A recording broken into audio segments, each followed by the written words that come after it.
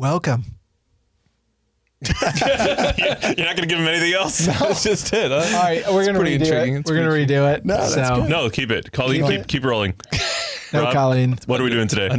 All right, today, Nick, we need to know, what is your favorite video game? Zelda Ocarina of Time. Wow. John Mark? Fallout 3. I changed my answer. Wow. Okay. Pete? Video games are bad. All right. Here's the truth. We've already shot this episode. The computer froze. We're doing it again. Roll it. No, we didn't pose a question. Sorry. Don't roll it. Sorry. My bad. Do not roll it. Video games, what place should they have in our lives as husbands, as adults? And what place should they have in our children's life? How do they fit? What's good about them? What's bad? Roll it.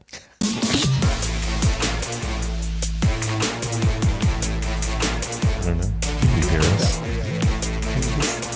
Do you cut the audio? It's up to Colleen, whatever she wants to do. All right. All right. Welcome to the AWAKEN Catholic Men's Show. Today, we're going to talk about video games. Basically, the question is, what place do they have in our lives? And we're also going to do our very best to encourage Nick to play less. Yes. What? As always. As always. This But is an excuse to have an intervention. But first, donate to the AWAKEN Nation. If you donate to the AWAKEN Nation, Nick will give you the content he's been holding back. So he's created this super premium content Oh my gosh. that only goes to the people who donate. And if you haven't done it yet, you're just getting the leftovers. This is not our best stuff.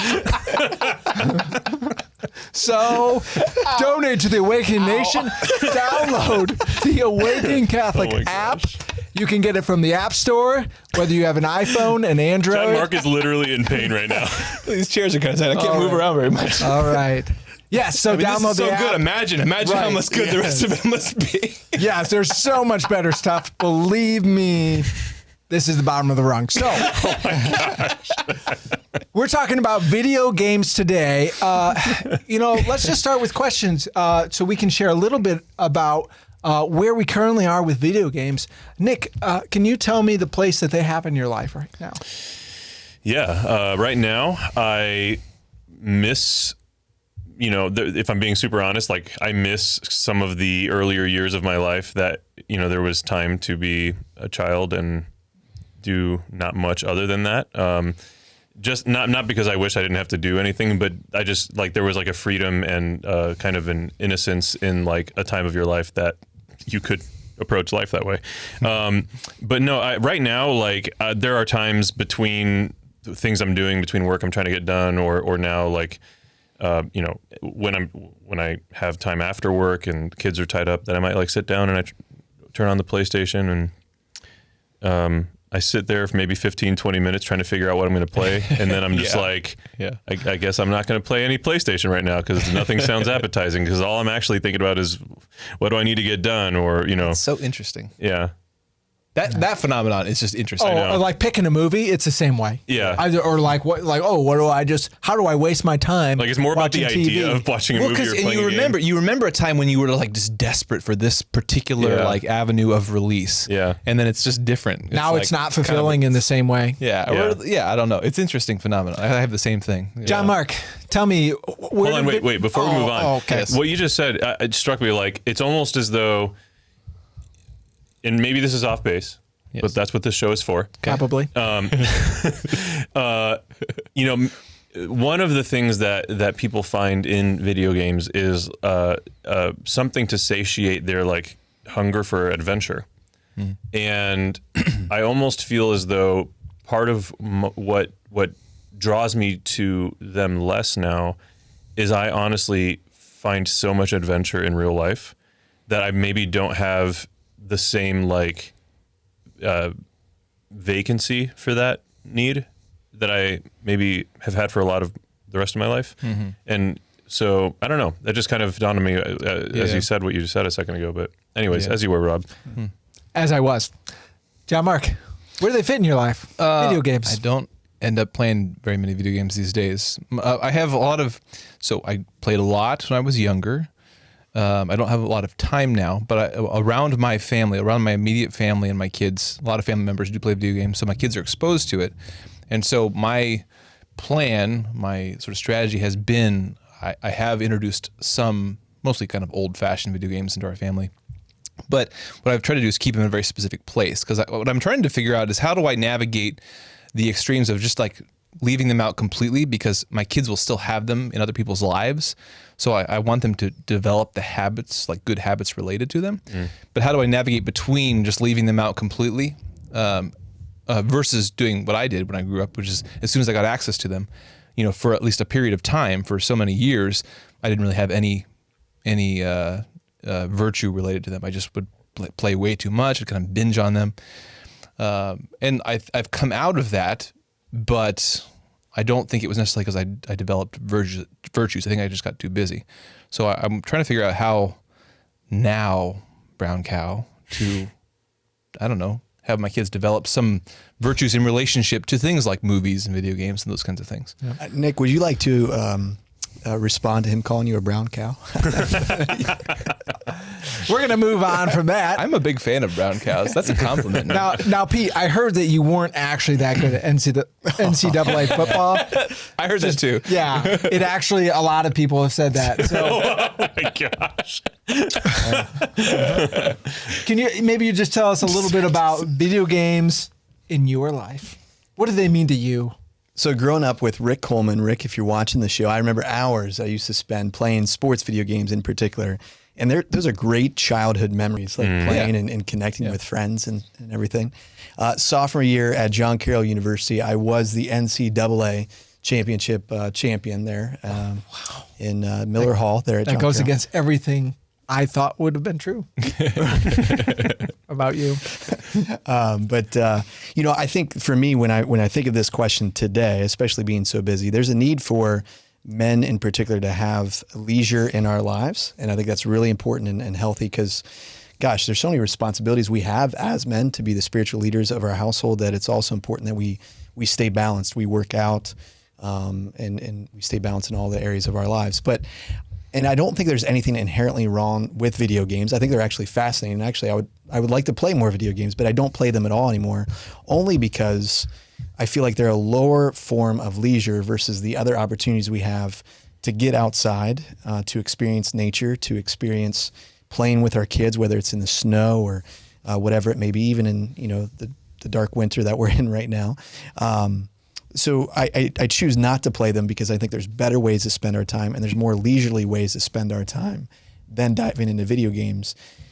Topple that with a lot of video games today, and I know this doesn't address their inherent good or bad, but a lot of the video games today are violent. I think of Fortnite, which is a very popular video game right now that some may play on the show. I won't out that person at this moment. But when you're just going around shooting people and killing people, is that really edifying to one's soul? Is that raising you up to higher things? And I don't think it is, quite frankly. And I think that person is in danger of going to hell. So we'll talk more. No, I'm just kidding.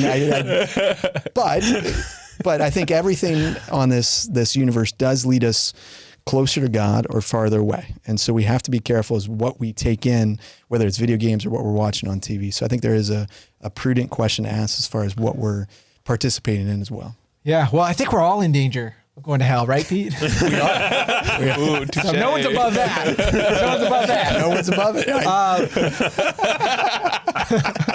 This is incredible. I just want to watch you guys go at it for a while. Yeah, so Pete was trying to poke fun at me. I admitted before the show, and When you thought you could trust him. the first take of the show, maybe I have played a little Fortnite, which is like a cartoony first-person shooter, and it's not good to shoot people. There is a sense of accomplishment when I do that in this video game, but it's not good. It's not good. This might be one of my favorite episodes of the men's show. My wife would say that I duped her in letting me get a Nintendo Switch this last year. So I haven't had video games in my life for a long time. And I don't know how long, maybe 3 months. What, Christmas? Since Christmas, 2 months. Yeah. I got the Nintendo Switch, which, my thing was, this could be a communal game. I can play with other people, and there could be something edifying about it. I played a couple of times with my wife. We played Mario Kart, and Donkey Kong. And we actually, like just playing and like, oh no, don't do that. There's a lot of fun there. There is for sure. And it was that interaction I felt was like, I thought I captured something doing that when I originally hoped to get the video game. But I find myself seeking that false sense of accomplishment in video games and playing by myself. But why is it a false sense of accomplishment? What have you accomplished? What have you accomplished? Tell me. Well, what have you Hand-eye accomplished? coordination. What have you accomplished if you win a game of chess? Playing by yourself or with somebody else? Either way. Do not know. Yes. Yeah. We do not know. So this is something I want us to be careful about too, as we're navigating this. Is how do we approach this topic without applying a bias that is infused in us through our cultures? Like there's like this very popular way of seeing video games as though it is like lesser, and maybe it's because there are people that are playing video games in an unbalanced way. But I do think that how do you say that it's different than playing chess? And would you say There's chess is a waste of time? Huge sense of immediate gratification in playing video games. A lot of them now are designed. What's an example of that? I got a couple that are not, but yes. Yeah, what's an example of that? Yeah, I guess you're right. Can I go back to that though? Because I think this hits in what I was saying before about the higher levels of leisure. Okay. And I think that I would argue that chess, there's a higher accomplishment there because of the way that it's challenging one's mind outside of and challenging one's ability to think versus that of video games. So Nick's gonna challenge that. I totally know exactly where you're coming from because you've only ever played sporting games. Yeah. See, that's an issue. No, here. I've played other games. Well, so I've played other a couple video issues here. games. I think we need to talk about like game and play in general, because video aside, like what is game, what is play, where does that fit in our life? Yeah. And then we might make a distinction between there's types of play that we're sort of drawn down to because they're easy and they're sort of absorbing, and then there are types of play that take us literally or figuratively getting off the couch and putting either mental or physical effort into. And I don't think video games necessarily always fall on the one hand, because there are video games that are just as hard as chess, that are very complex. Puzzle oriented or otherwise. So I think that's one aspect to it, but I think there's other aspects as well. Is like chess involves, if you're playing just with someone at a table, it's two persons at the table playing against each other. And there's a deeper sense of community there versus when you bring in something which is almost like a third entity into the situation, which distracts from the third entity? This community. It's the video game. You're staring at something else. Oh, like when you're looking at a chessboard. Rather than but there's technology is a very strong force, and you can't disagree that technology doesn't draw people in such a way that it draws away from the individual that you're present with, and it draws you rather than into that game, into that person right there with the chess, into the thing itself, which is the video game, the technology, which I think draws people away from each other and the chessboard, if you will, which I don't think is the best and most conducive to drawing one's heart and soul to each other and then upwards towards God. So I think there's an aspect there that is important to examine, and we could do that here, but it goes back to what John Mark was talking about before, is this sense of like, what is the purpose of our leisure at the end of the day? And I think if we understand leisure in the context of ultimately the Sabbath, the Sabbath is meant for our hearts to be drawn towards the Lord. And I get more edification from going out and playing a football game with my brothers or with my kids than I do even watching a football game on TV. Now, both activities we're doing together, but again, there's a third entity in there, the TV and the game, that is outside of ourselves versus the playing of the game, which just involves ourselves. So I think there's a higher art there that's more important than, or is better than involving that third technology piece, which distracts us from each other. I think it depends on what that third piece is. Because like in the example of watching a football game, you're both spectating something. And now there is something fun about like cheering on your team and like jumping up for joy when there's a touchdown or whatever. Like that is still communal, but it isn't as communally engaging as when you're, playing football together in real life. But I think that it doesn't mean that watching the game with your brother isn't communal. It's like a spectrum, right? Sure, yeah. And so in a similar way, I would propose that there are different types of video games or contexts like that. And I would wrap chess into the same category, even though it's not on a screen, although it can be on a screen, because there's a third thing that you're all focused on, even if you're facing your opponent. So, and just be real though, grown men there's playing football, like we're not doing that anymore. It's just a lot safer. I am still It's as just a good as I lot was. safer for someone. I challenge you to a Oh my God. tackle football. Let's do it. But the chessboard, so there's a third piece in the chessboard, but if you add into the video piece, that's a fourth piece that comes into it as far as the technology piece. I don't know So- if I buy that exactly. I'm not following exactly. But the It's reason still a broad generalization about a very complex phenomenon. Yeah. So like the reason I brought up the spectrum is because in a video game context, there's a huge spectrum of how communal you are with it, or how challenging it is for your mind or not. And I want to give an example that is super relevant for me right now. When I do play a game, if I get time to or interest in it, right now, chances are, 6 out of 8 chances are that what I'm doing is the following. My brother for Christmas this year got me a VR headset, one of the Oculus things. And the reason he got it for me is so that he and I could play together, because he has one and he lives in Seattle, Washington. So in virtual reality and engaging my body, if that makes a difference to anyone, he and I literally play games together from across the country, and we are communing with each other in a way that we would never be able to otherwise, because we live so far away from each other. And we're playing games, and literally it's to the point where in virtual reality, we like jokingly, but it's also fun, we'll like give each other a hug when we see each other and as we're leaving the VR game. So I think that's funny. it is funny. No doubt that is a good, positive thing, connecting you with someone across the country, but that will never replace your brother and you being in the same room. Oh, 100%. Being able to hug each other. So there is a higher form of communicating and being, or not even communicating, but being together with someone, versus the video game aspect. And that's what I'm saying is yes, video games can even draw people together and you can connect over it, but is that ever going to replace just being with someone else in another in an activity that doesn't involve technology? Have you heard about these tablets? They're made of processed trees, but you stare at them and you hallucinate vividly for hours on end. Have you heard about this? They're called books. I mean, right? I mean, so you sit, if I read Lord of the Rings for the 9th or 10th time, that's what I'm doing, is I'm sitting, I'm not even doing it with somebody else. I'm just sitting there imagining vividly this story. That seems crazy when you say it that way. I know. You know what that makes me think of? I got that from I don't remember where. But you know what that makes me think of is going back to the playing chess or cards or something versus video games. It reminds me of, with what you just said, the argument between reading a physical book and listening to an audiobook. Are you still reading the book if you're listening to it? Are you still playing? I think it's a very similar. Here's what I'm saying. So I've started off. You kind of rebut a little bit. I have this sense of, gratification, accomplishment in video games that is not commensurate to what I've actually done, which is sat on the couch and move my thumbs. I have these feelings and sense of accomplishments. That's what draws me in.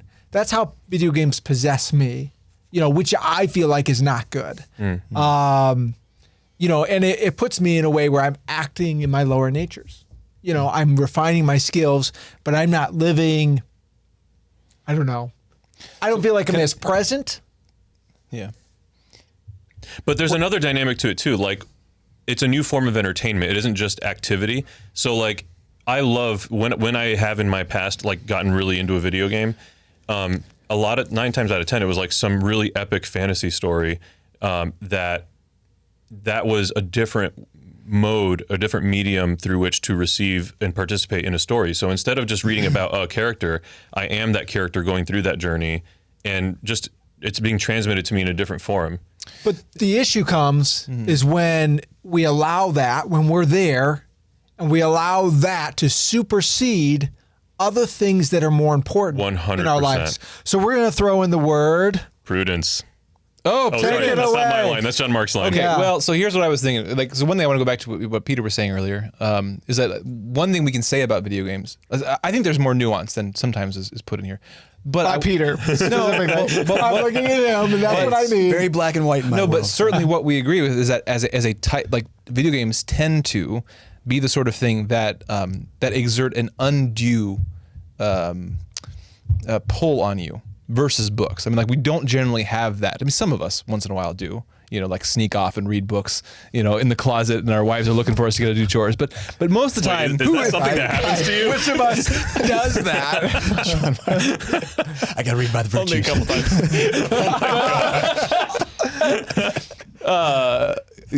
but the point is, yeah. So that's something we all collectively notice about video games, is that unlike other types of play, unlike other types of literature or story, you know, that we might experience, they do tend to exert more of a pull on us. Now, part of that is because, especially as they've gotten modernized, you do have designers who are specifically designing them to do that. Like, I think early video games didn't quite have the same pull. Like, I mean, you beat your head against a Mario level for, you know, half an hour, and you really need a break because it's hard and it's frustrating. Yeah. You know, or like one game that I actually have played with my kids, got them into a little bit, is the old like Star Wars flight simulator games. Okay, wow. those games are complicated and frustrating and difficult. So yeah, you might play for a while and it's a real challenge, but then you really need a break.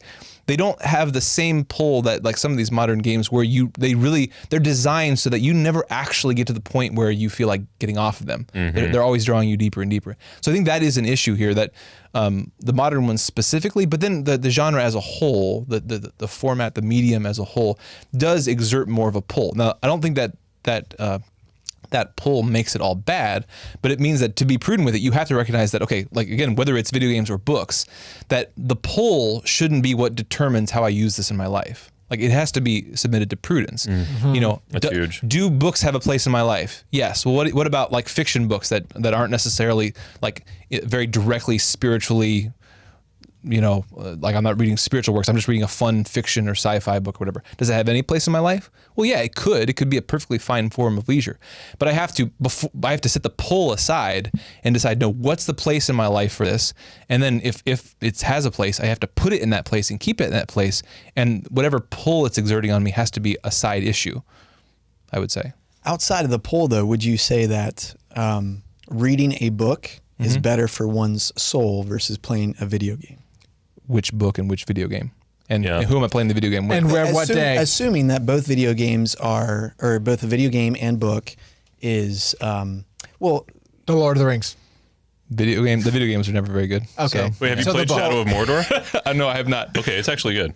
but yeah, maybe that's a good example, The Lord of the Rings, or an example of something that involves, you know, good versus evil, something of that nature. Like, I would want to say, almost categorically, that reading a book and stimulating your mind in that sense is a higher form of leisure than is entering into the twiddling of the thumbs on something on the screen. And that's what I would say. Yeah, I'm not sure if I'm. I mean, I think books are awesome. We can distinguish too between higher and lower forms, but I think there's a time for lower forms. Yeah, and I also wonder what, just for If that is a- devil's advocate's sake, just so we can like really analyze that question, because I think it's worthy of it. Yeah. What from your perspective, Pete? What are you using to delineate that this one is a higher form versus this one that's a lower form?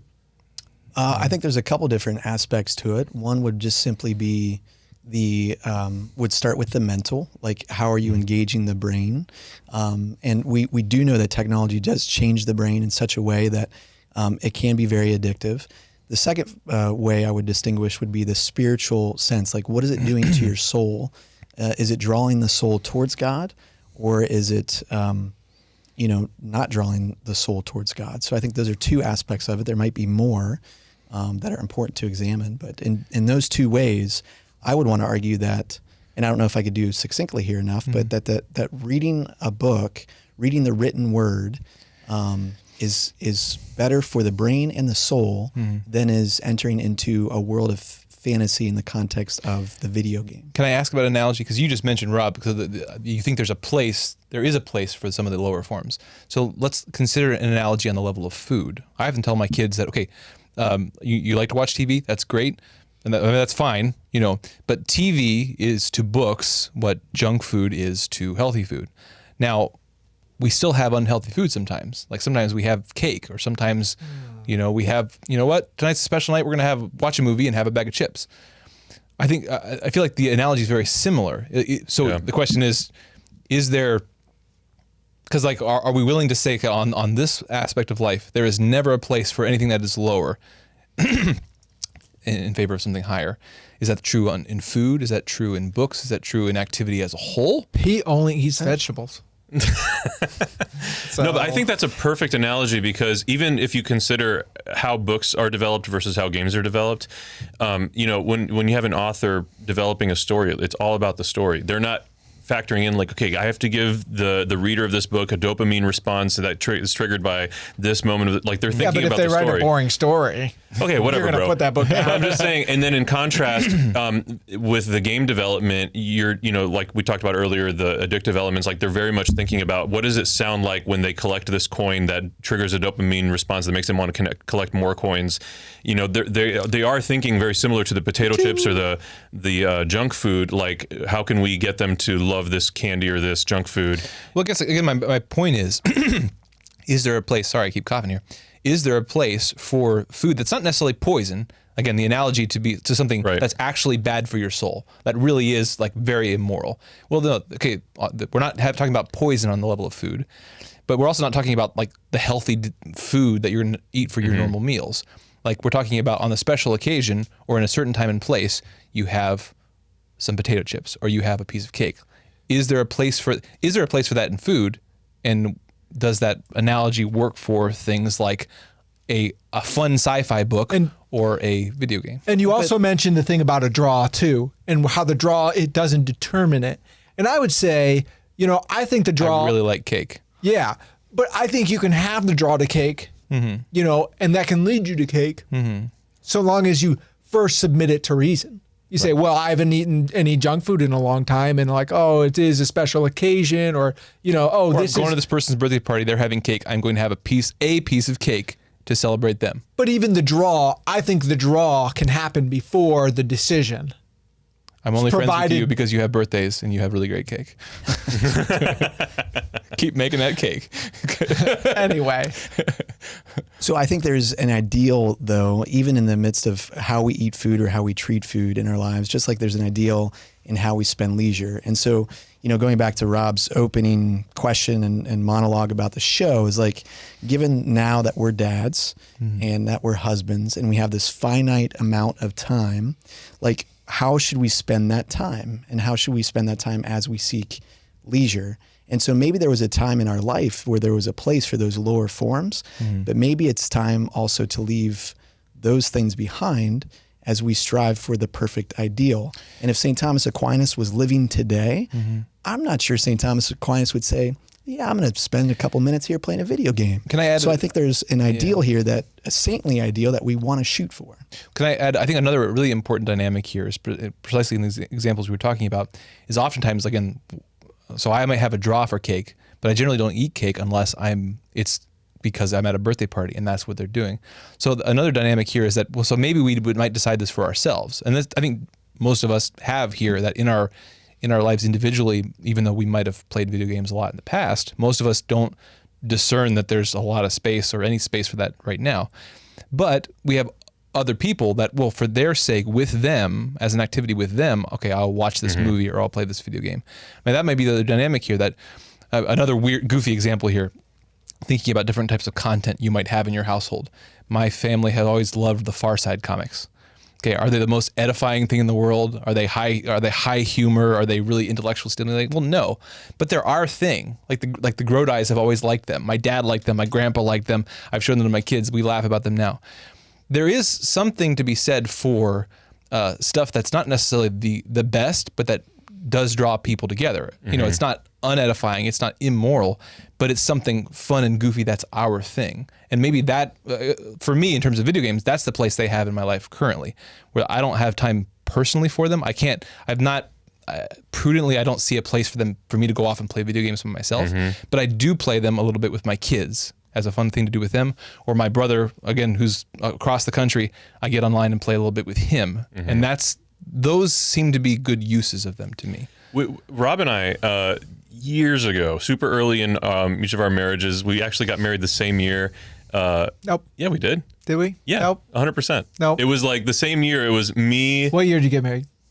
2014. I heard that video games are bad Oh my for your gosh. memory. I forgot. Sorry, no, 2012. Yes. July 14th. He's wrong. 2014. Oh, that's when you got married? Okay, just kidding. Oh, so Not you even were close. single and I was married. Single. All right. Had nothing to do. So anyways. You were neglecting your family. Go on. All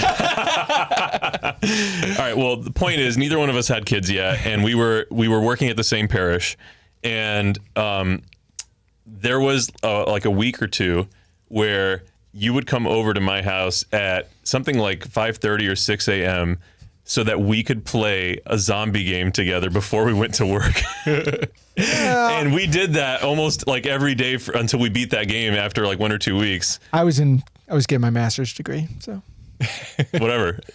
Anyways, That makes time. it. My point is though that I look back at that with fondness. Like I love those memories, and it was such a cool thing that we were doing. And you know, we did it. Saving the world. I think I might just won add. the argument here. He's No, listen. zombie games. Listen, it was something that we did in a way that it didn't impact the rest of our lives. Like we got up a little extra early and came together for 1 or 2 weeks, and we had fun together as friends. And we, you know, it was bonding, and it lasted as long as that game lasted, and we were done. But you could have bonded over like so many other things that would have been edifying, like, you know, and I'm not judging you here. I'm just saying, and I'm glad you guys had that experience or whatever. Okay, I'm judging you here. But like there could be like, you know, working out together as a bond. But if you working on know your Nick spiritual- or I, him never and were- us two together, like, you know, we need a lower form. And I feel like anyone could look into somebody else's life though and say, wait, but why that thing and not that thing? But You could say, well, you could do that better. My life, like, so I could bond over Nick by coming over every day for the next 2 weeks and playing a video game with him. But is that going to be the best thing for our friendship, and is that going to draw us to God more than taking a run together, or, you know, working out, or Definitely more than taking a run together. What would your answer be if he asked you to take a run with him? I would do it. Oh, okay. Yeah. Really? You're on your own, man. When It's are you too guys cold for gonna me out start running? Because both of you I'm probably. game. Let's do it. Okay, so So do Nick you- and Pete are going to start running. I mean, do you guys agree or disagree that there's higher forms of bonding than these, and we should be choosing the higher forms versus defaulting towards the lower forms? And I think for men in our culture and society today, so many men are choosing the lower forms because we're not setting the bar high. It's easier. That's- It's just easier. It is easier, and we shouldn't be. Yeah, but I setting. also don't regret that. Like, even though we were shooting zombies, like, I think that there was real value. In Matthew Kelly talks a lot about spending carefree timelessness with people, and that's how you build real relationships that last. And that's how you show people that you love them. Like, there isn't when we start to think so legalistically, like I cannot do X activity unless it falls at least on this level in the spectrum of higher or lower goods. I think that it puts like in almost a level of anxiety on yourself, or a level of like, I don't know how to explain it. Like I think that what you do is you end up becoming so regimentedly approaching leisure or just having fun with people, or that carefree timelessness, that like it can end up, I don't know. To me, it creates a danger of unduly judging the actions of others, but also limiting what other people are able to do with you because it doesn't fall high enough on the ladder. I think if there's an opportunity to meet someone where they're at from an evangelical perspective, and that's where, you know, John Mark's example of playing with your kids and stuff. Although I would go back and say, even like, is that what I want my kids to find in themselves, leisure? And I think that's a good question to attack as well. So if that's the only way that you want to connect with me is to play video games, and you wouldn't go running with me, then I might say, okay, well, that's the way that Nick wants to connect. That's the way I'll connect with him. But I think if there's an opportunity for both of us to say, you know what, that would be fun, but this would be better for our body or our soul. Let's do that instead, especially given the finite amount of time that we have here on earth. I mean, we've got one shot at this, guys. Like Just one. just one. So, Just one. I agree with Pete here. Okay, I agree. I think the error in your calculus is that's just one thread of the discernment. Is it higher or lower? Because I think another thing here is like, think about when you're trying to learn a new skill, or you're trying to develop the habit, the taste, the appetite for a higher thing versus a lower thing. If you start by trying to go 0 to 60, you're not going to stick with it. You know, if so, is it a higher thing to read the Bible for 3 hours a day versus reading, spending 15 minutes before bed as part of my reading time in the day, reading the sci-fi book that I like? Well, yeah, in some sense, in one thread of analysis, certainly it's better. But if you can't, none of us can go from 0 to 60 like that. Like Pete and Nick, they're not going to go But run. that's part of the prudent analysis, is that you want to aim for the higher thing. If you can do the higher thing, then that's certainly a good thing. But you're also recognizing that you and the people around you that you're interacting with, you're dealing with what you've got, and you have to maybe take little baby steps going forward. And there also, I think there is a place for, there is a place for cake in your life. There's a place to have a piece of cake. I think that's my challenge with that approach, is that it doesn't leave room for cake. It's like, well, why would we eat this cake, even though it's someone's birthday, when we could be eating these carrots? Why would you have wine at the wedding of Cana? Like, why would there seems that there's a place for. It's to fill up the corners, though. You got to have the solid meal first. Yeah, but that was my point about the legalism, is that if I'm going to approach my life with that legalism, that I have to, if I can, I got to stay up on the ladder on this level, because it takes the cake out of the equation. So going back to the food example, I mean, food is something that's necessary for life, and there's something really beautiful about food and sweetness and, steaks and the enjoyment of food, which I think is also another higher level. But would you say the same? Entering into a technology experience. Leave technology out of it. Well, the category we can't. would be It's a play, video game. right? No, you have to, because otherwise it introduces bias just because it has electricity in it. Because you have food and then you have play. Right. I think both of those are serious aspects of life that we need to, that's the wrong way to say it. I mean, they're important. Yeah. We have higher forms of play and lower forms of play. Agreed. Yeah. And video games would be a lower. Agreed. Yeah. Okay. That's what I've been saying. Well, okay. I think we're unsatisfied. Done. We are done with this one. conversation. Let us know in the comments, what do you think about this, and why is Pete wrong in the comments? Yes. And it really doesn't have to be limited to video games. Or to Pete, I guess. All right. So how do we finish the show? That's it. We have to say something? If you want to, yeah, All pay right, the bills. we are done with the show. Have a good day. Oh my gosh. This show and all media on wanna Awaken Catholic insert is a made clip of possible all of us. by the Awaken Nation and the Hollow app. The Awaken Nation is a community of people like you who support all things Awaken for as cheap as a cup of coffee a week and get access to exclusive content. Learn more by visiting awakencatholic.org/donate. Hollow is the only audio-guided Catholic prayer app focused on contemplative prayer and traditional Catholic meditation such as Lectio Divina, Daily Examen, and the Rosary. We here at Awaken all use Hollow every day and love it. To learn more or give it a try, visit hallow.app/awaken.